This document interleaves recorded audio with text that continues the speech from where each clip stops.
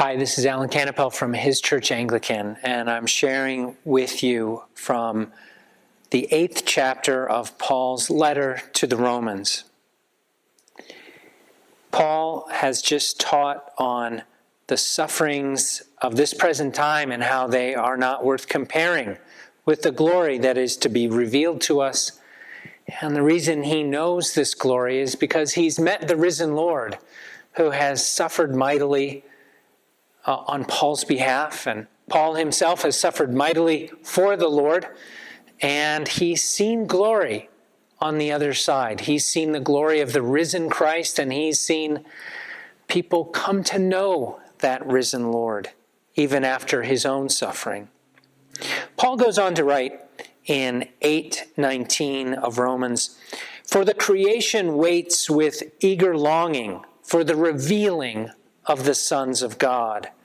For the creation was subjected to futility, not willingly, but because of him who subjected it in hope, that the creation itself will be set free from its bondage to decay and obtain the freedom of the glory of the children of God. For we know that the whole creation has been groaning together in the pangs of childbirth until now.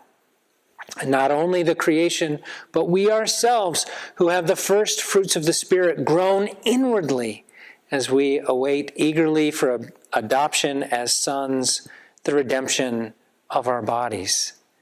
In this theologically rich and dense passage, Paul is speaking about the bondage that we experience as fallen people, a bondage to sickness, to sin, and to death, and how we, in our pain, are calling out to God, even in an inarticulate way. We're calling out for redemption. We're calling out for freedom.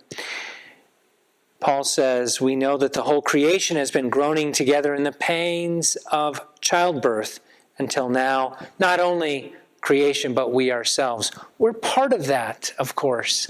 As human beings, we are created, and even though we're born again in Jesus Christ, all of us who trust in the Lord, all of us who call God Father and are filled with the Holy Spirit, and we look to our brother who is a son by nature, as we are sons by adoption, as we look to Jesus, our older brother, we are not uncreated. We are still part of the creation, or that part of creation that's being ushered in and changed into a new creation. But we still have in our bodies this pain and this longing. And the Lord is crying out through us. A little lower in the passage, a little bit lower down.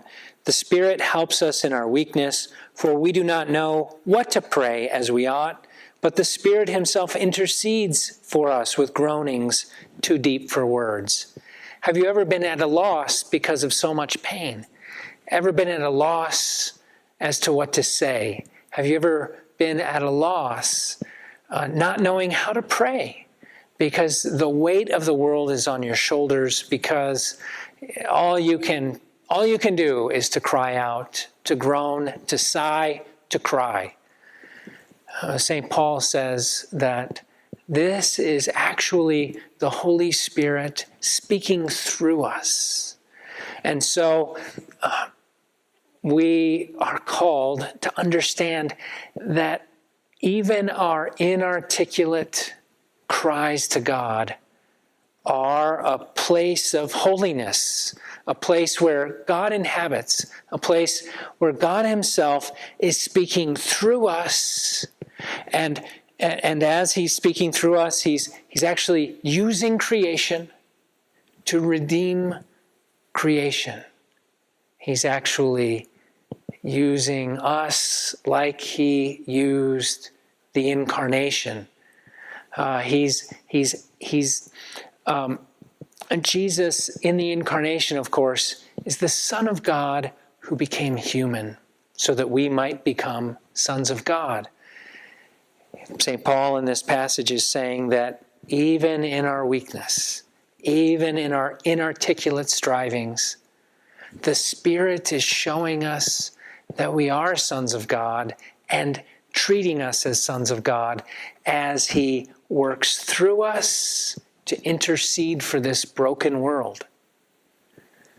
Next time you don't know what to pray, next time you don't know what to say, next time you don't know how to express the pain that you experience or that you are experiencing for others, remember this: the Spirit Himself is in you, speaking in you, interceding on your behalf and on behalf of the world